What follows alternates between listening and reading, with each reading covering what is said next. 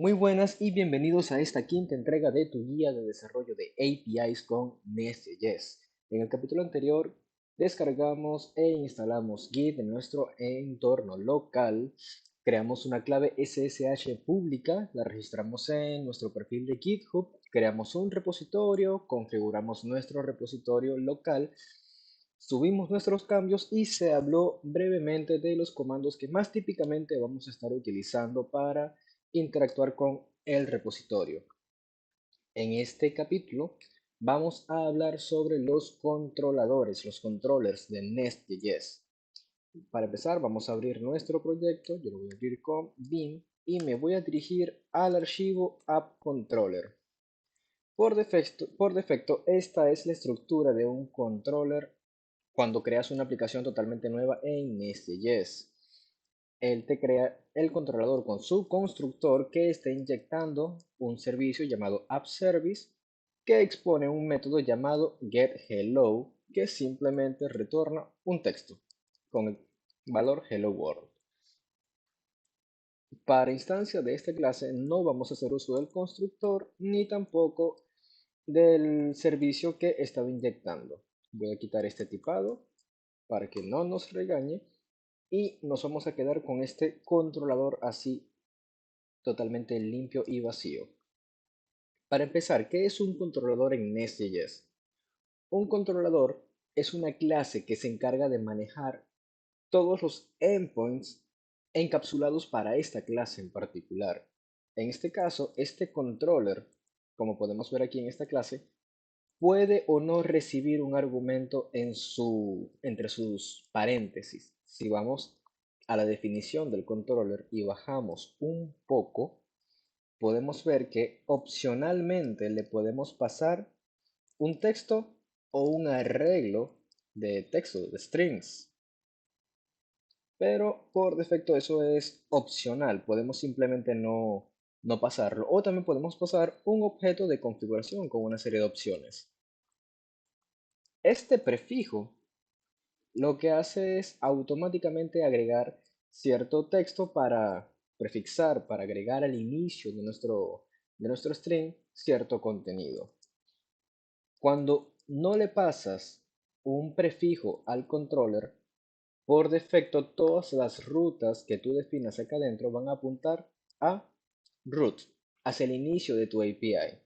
Si entre estas comillas agregamos cualquier texto, como por ejemplo pets, entonces este controller va a apuntar a la ruta pets por defecto.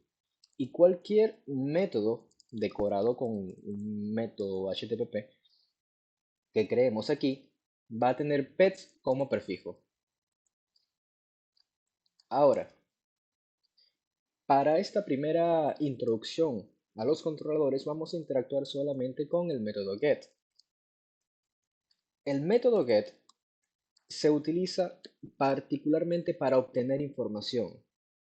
Un número n de información, puede ser un solo elemento, puede ser muchos, puede ser un simple objeto con múltiples datos, eso da exactamente igual. El método get siempre va a ser utilizado para obtener información por semántica.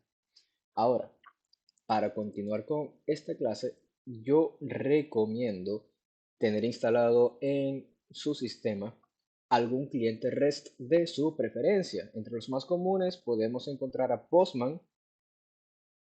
Es muy común encontrarlo en el mercado, suele ser de hecho incluso un requerimiento técnico para muchos equipos. Entre otras alternativas podemos encontrar Insomnia, también es bastante bueno, muy similar. O Rapid API, que recientemente se hizo open source. En este caso es el cliente de macOS. Los tres son excelentes herramientas. Si son usuarios de Visual Studio Code, también hay herramientas que pueden instalar, extensiones. En este caso yo tengo instalada la extensión de Rapid API, pero hay otras opciones como por ejemplo Thunder Client. Es excelente. Y también Echo API. Es muy buena. Pero todas cumplen el mismo propósito que es ejecutar peticiones HTTP, ver las respuestas, las cabeceras y un montón de información adicional. En mi caso, yo voy a estar utilizando Kulala, que es una extensión que ya tengo instalada por defecto en mi editor. Entonces, ¿cómo podemos ejecutar esta petición? Para empezar, lo primero es levantar nuestro servidor. Lo podemos hacer con npm run start dev, que para destacar que ese comando lo podemos encontrar aquí en nuestro archivo package.json dentro de la sección de scripts. Simplemente voy a ejecutar neststart con el flag watch. Y yo sé que este comando se va a levantar en el puerto 3000 porque así está configurado en el archivo main. Si nosotros no lo sobreescribimos, él va a utilizar el puerto 3000. Ahora, sabiendo esto, voy a crear aquí afuera, en la base del repositorio, un archivo llamado res.http para crear nuestra petición. Y en este archivo simplemente voy a escribir get http localhost puerto 3000 y lo voy a ejecutar. Me dice que no puede encontrar la ruta get que apunta hacia root, hacia la raíz de nuestro endpoint. Eso es porque yo había escrito aquí pets. Lo voy a borrar por completo. Esto volvió a recompilar y voy a ejecutar otra vez esta petición. Ahora nos da otro error y dice que no hay body de respuesta. Es importante ver esta clase de errores porque así podemos saber qué significan. Cuando dice que no hay body de respuesta, no hay respuesta en el body, es porque este endpoint no está retornando nada. Aquí vamos a retornar lo que ya retornaba anteriormente el servicio, hello world. Ya el servidor recompiló y si volvemos a ejecutar, vemos que ahora dice hello world. Un dato importante a tener en cuenta de Nest.js es que él automáticamente ya serializa los datos por ti, dependiendo del tipo de respuesta. En este caso, yo estoy retornando simplemente un texto. Así que si acá en la respuesta vemos todos los datos, vamos a encontrar que el content type, la cabecera content type, ya se está estableciendo con el valor text HTML. Pero si en algún caso yo retornara, por ejemplo, un arreglo, no importa el tipo del arreglo, si es texto o números, y yo vuelvo a ejecutar este endpoint, podemos ver que la cabecera cambió, ahora es application.json. Y el valor de retorno, Kulala ya lo está formateando por mí para que se note que se está trabajando con ese formato, con el formato de application.json. Lo mismo sería si en lugar de retornar un arreglo, yo retorno un objeto que, por ejemplo, tenga un valor y ese valor sea hello world. Si yo vuelvo a ejecutar esto, vemos que el formato volvió a cambiar, pero el content type sigue siendo application.json. Nest.js, como mencioné, ya se encarga de formatear ya se encarga de establecer el content type por nosotros y de serializar los datos siempre y cuando estos datos sean serializables. Normalmente la mayor parte de los tipos de datos que vamos a manejar van a ser serializables, pero Nest.js por sí solo no es capaz de realizar esta serialización en datos con referencias circulares o similares. Normalmente Nest.js serializa mejor datos primitivos, así que como una buena práctica vamos a restringir nuestras respuestas a datos primitivos. Continuando, eh, originalmente dio un error porque acá yo tenía pets. Entonces, ¿qué sucede si yo escribo pets aquí entre los paréntesis del controller? Lo primero que vimos es que al ejecutar este endpoint nos da este error de que ya no puede obtener de esta ruta. Y eso es porque esa ruta ahora tiene pets como prefijo. Si yo escribo en el endpoint pets y vuelvo a ejecutar, nuevamente me da esta información. Eso es lo que significa este prefijo. Va a agregar este valor como prefijo que siempre va a ir delante de nuestro path. Entonces, lo mismo sucede no solo en el controller, sino en los métodos, en los decoradores para los métodos HTTP. Si en el get yo escribo cualquier valor, como por ejemplo, ahora en español, mascotas, entonces ya este endpoint volverá a fallar, porque ya no hay una ruta por defecto para pets. La ruta por defecto es cuando los paréntesis están vacíos, pero como ahora tenemos mascotas, para poder acceder a este valor, Hello World, necesitamos escribir aquí mascotas. Y nuevamente tenemos el valor. Otra forma de poder llamar esta información de pets, mascotas, nuestro objeto que dice Hello World, es hacerlo por el navegador directamente, que para destacar que esto es una característica que solamente podemos hacer con las peticiones GET. http://localhost 3000 pets mascotas. Y aquí podemos ver nuestro valor de retorno. Esto solo funciona con los gets, no va a funcionar con los métodos post, put, patch o delete, porque esos viajan hacia nuestro servidor de otra forma muy especial. Y potencialmente estos otros métodos pueden contener un body, cosa que no pasa de la misma manera con el método get. Ahora, ¿cuántos métodos get podemos tener en nuestro controller? Realmente cuántos necesitemos. En este caso, este app controller en Nest.js normalmente representa el root de nuestra aplicación, así que le voy a borrar el pets, voy a mantener el mascotas y acá en la definición del endpoint del lado izquierdo voy a borrar el pets y esto debería seguir funcionando, como lo vemos acá. En este controlador podemos tener tantos handlers para get como necesitemos. El único requerimiento es que debe ser una función síncrona o asíncrona, eso no importa. Por ejemplo, loadPets, que retorne cualquier elemento. Si no retorna, vamos a tener ese error de no content. Vamos a crear una variable aquí global para tener disponible en memoria llamada pets, que va a guardar ciertos nombres de mascotas. Peto. Vamos a crear otro más, Strikey. Y vamos a crear una tercera mascota llamada Milo. Vamos a actualizar los IDs para que no haya conflictos y vamos a retornar estas mascotas, load pets. Ahora, esta función por sí sola solo existe dentro del scope de este controller, aún no ha sido expuesta como un endpoint. Para poder exponerla como un endpoint bajo el método get, tenemos que decorarla con el decorador get y le damos un path. Este path va a ser pets, así, en plural y en inglés. Entonces, si yo ejecuto mascotas, vamos a obtener este hello world que tenemos aquí, que es este método getHello que tenemos en el controlador. Pero si yo ejecuto pets, vamos a obtener este arreglo de mascotas que viene de este método loadPets que acabamos de crear y de decorar.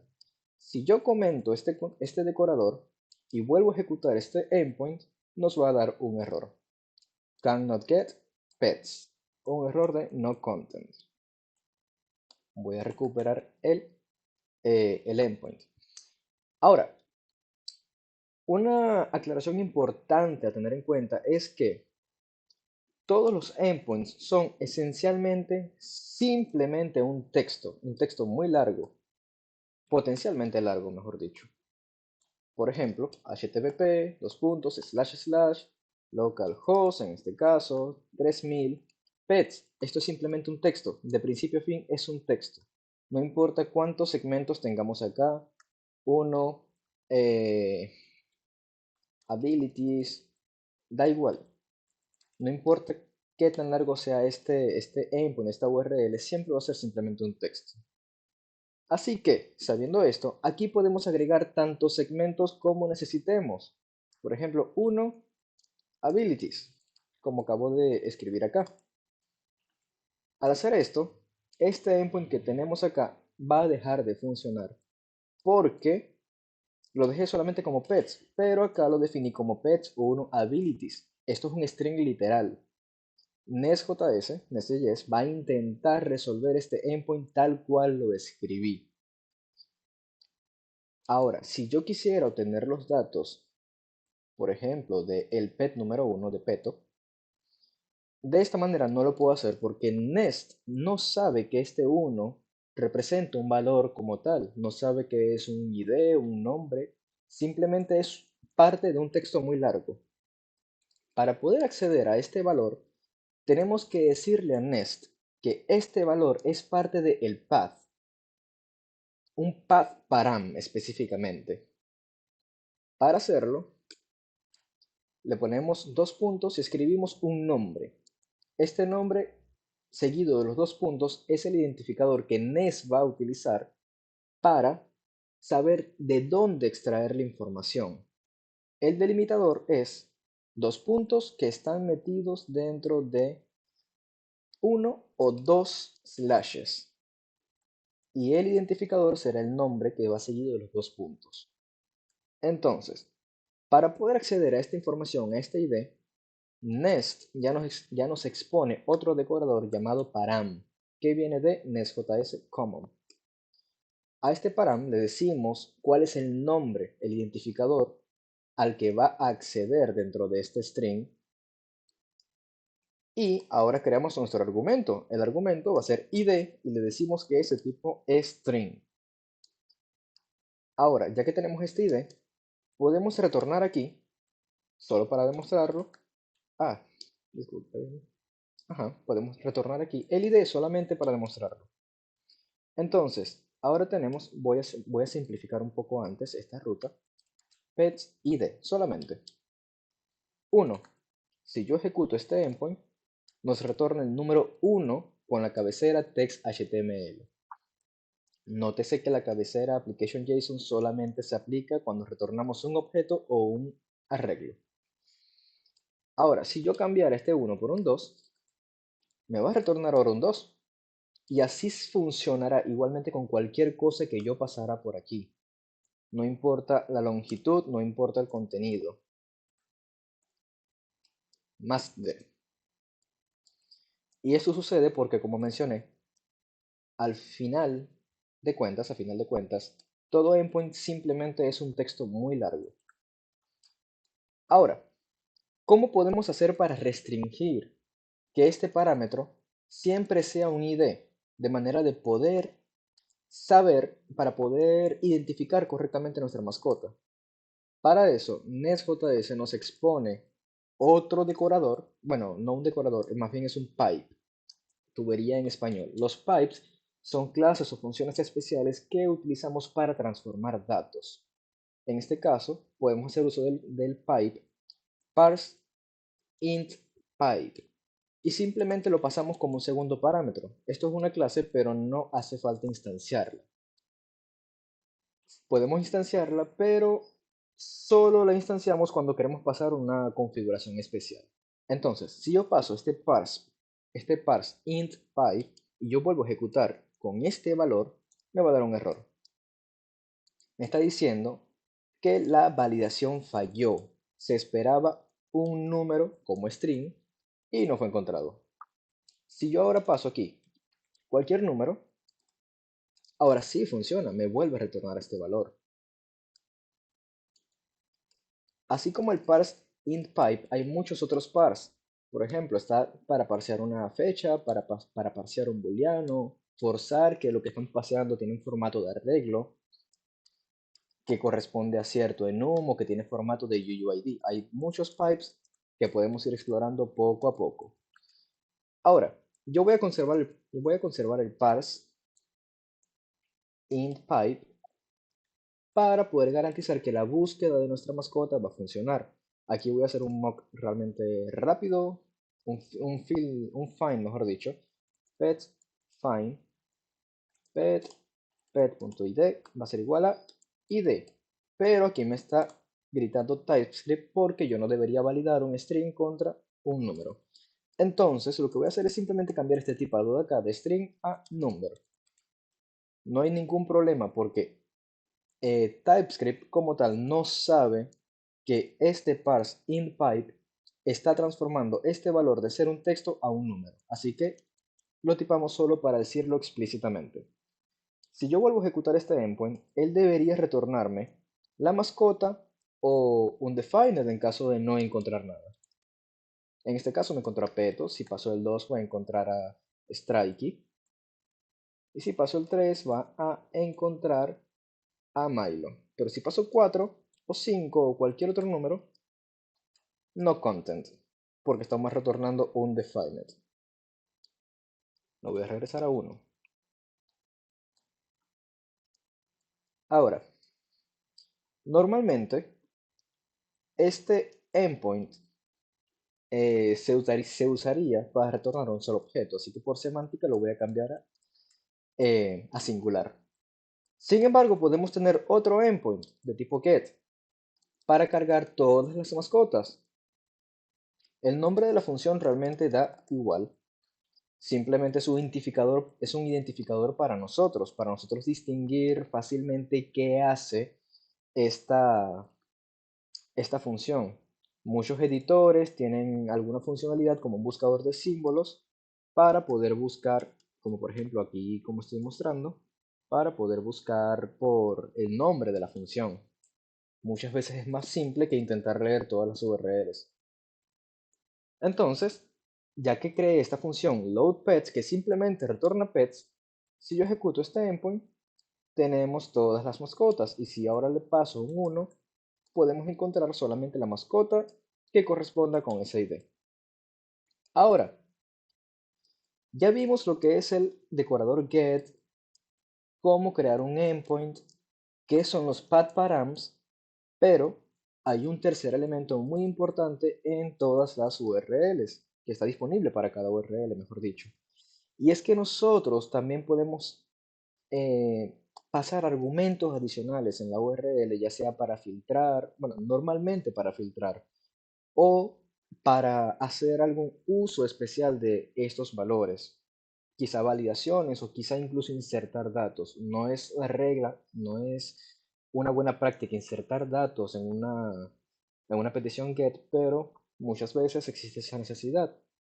Y este tercer elemento del que estoy hablando son los query params. Los query params son los elementos que le siguen el signo de interrogación en nuestra URL.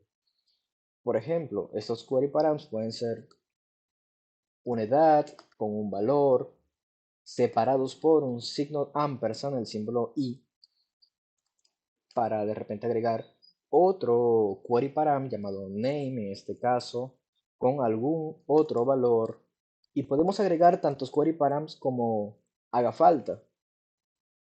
Pero similar a como sucede con los params, nosotros no podemos simplemente agregarlos acá porque ahora esto va a causar que este path sea exactamente que tenga esta forma con estos valores específicos, y no es la idea porque normalmente estos query params son dinámicos. Entonces, ¿cómo podemos pasar estos query params? Para eso, venimos acá a los paréntesis de nuestro método y hacemos uso del decorador query. Los queries param normalmente son dinámicos, pueden o no estar presentes. Si yo le paso aquí a este query, por ejemplo, la clave name, y me creo mi argumento name de tipo string, importante declarar, no es necesario que el nombre del argumento tenga el mismo nombre del query param. Es una buena práctica, pero no es necesario. Aquí le puedo poner nombre y no va a haber ninguna diferencia. Pero por semántica y por constancia me gusta que compartan el nombre.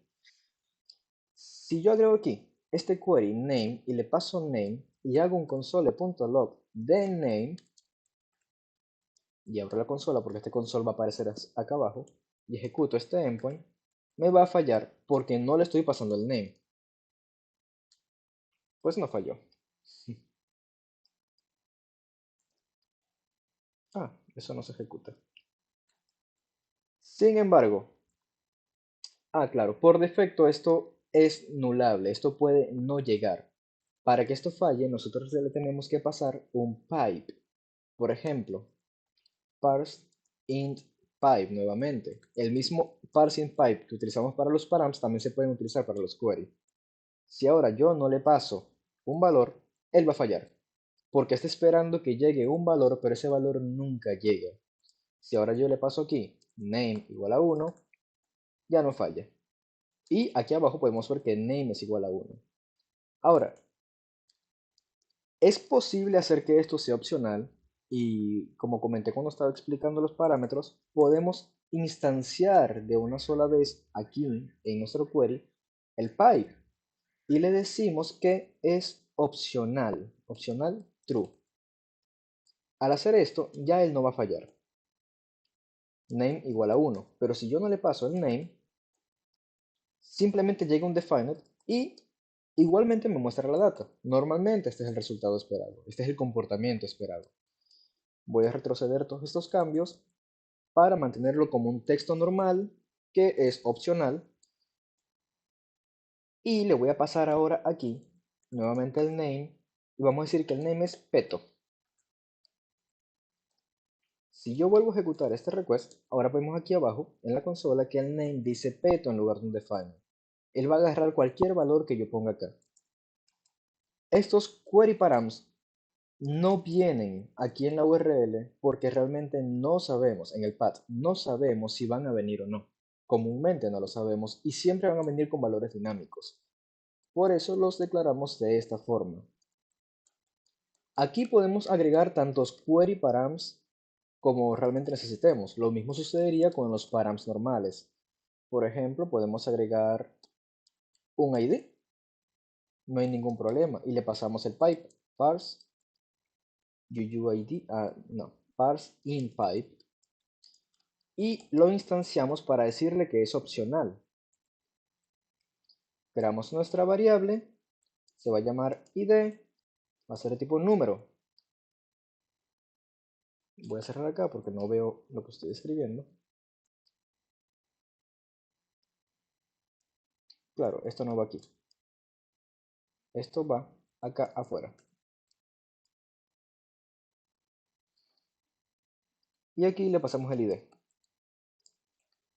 Aquí vamos a ver algo bastante interesante. Si ahora yo ejecuto esto, dice name peto id undefined. Pero si yo le paso ahora ampersand id igual a 1, podemos ver que el color cambió y no está entre comillas. No solo está diciendo, no solo está validando que debe ser un número, sino que también lo está transformando a un número. Y en este caso un número entero. Si yo le pasara aquí un decimal, falla. Porque el decimal, primero que nada, primero va a ser inferido como un texto y luego como un número. Pero aquí podemos ver el comportamiento de estos pipes y cómo transforman la data.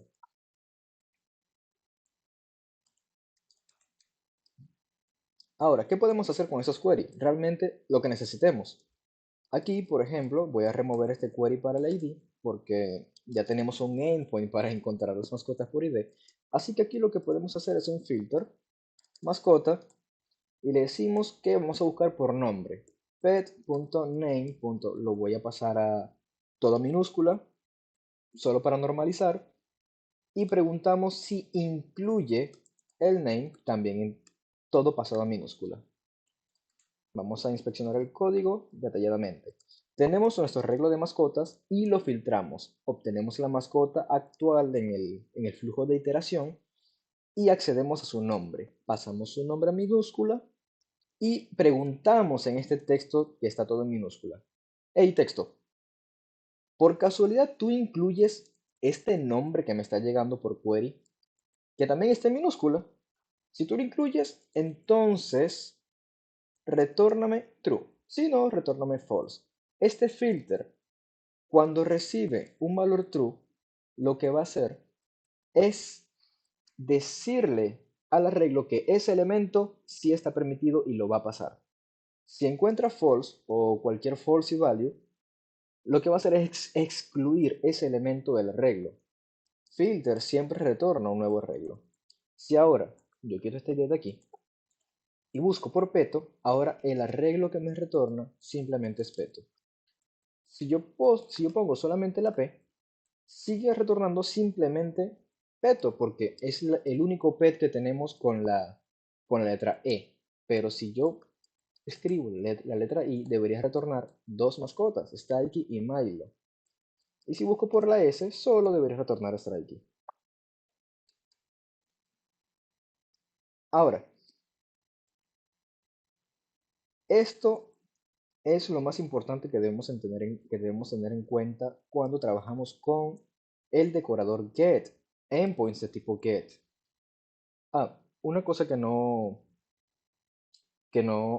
declaré y que no informé es que similar a como podemos hacer con los query, también podemos tener, em, también podemos tener un endpoint que retorne, que reciba múltiples params. El único requisito es que cada param debe tener un identificador diferente. With let pets abilities. En este caso, esta función no va a retornar nada, va a retornar simplemente un arreglo vacío, porque la vamos a crear solo para demostrarlo. Param ID, ID de tipo string, no lo voy a forzar a que tenga un tipo en específico con un pipe, y voy a usar otro param, ability, ability, también de tipo string. Y aquí voy a hacer un console.log de ID y ability. Ahora, si yo ejecuto este endpoint, pets 1 abilities, caminar, me va a retornar mi arreglo vacío, pero aquí podemos ver que Nest está extrayendo correctamente tanto el param ability como el param ID. Y solo para demostrar que los nombres realmente no tienen por qué ser iguales, voy a cambiar este ability por hat y este ID por identifier. Y los voy a reemplazar aquí. Identifier y hat. Si yo vuelvo a ejecutar este endpoint, realmente aquí, si se dan cuenta, no estamos escribiendo ni ID ni ability en ningún momento. Simplemente pasamos los datos. Podemos ver que él igualmente extrae los datos como debe ser. Eso sucede porque Nest.js lo que hace es leer este path, lee que primero llega pets, es un string literal, así que él busca pets como si fuera una expresión regular. Luego se encuentra que hay un parámetro dinámico llamado ID. Al endpoint realmente le da igual cómo se llama. Nest.js solo hace uso de este nombre para saber cómo acceder a él. Y lo que hace es comparar la URL que está llegando con la que se pasa a este decorador. Él ve, ok, concuerda, entonces voy a extraer esta ID y lo voy a guardar aquí. Entonces pasa al siguiente segmento que es abilities. Es otro string literal. Lo vuelve a encontrar, concuerda. Pasamos al siguiente segmento. Ability. No hay más segmentos. Él vuelve a comparar. Tenemos el segmento de ability, perfecto. Y no hay más segmentos. Así que esta URL le pertenece a este manager, a este handler. Y extrae el ability y lo asigna a este param. Así que, sabiendo esto, sabemos que podemos agregar tantos params como necesitemos y tantos queries como necesitemos. Nest por sí solo se va a encargar de hacer el matching entre el endpoint y nuestra configuración. Y eso ha sido todo por esta quinta entrega en la que hablamos sobre los controladores, sus prefijos, el método get, el path params que le podemos pasar, cómo obtener path params directamente de la URL y cómo obtener los query strings, los query params. También hablamos sobre cómo transformar esos datos o cómo validarlos haciendo uso de pipes.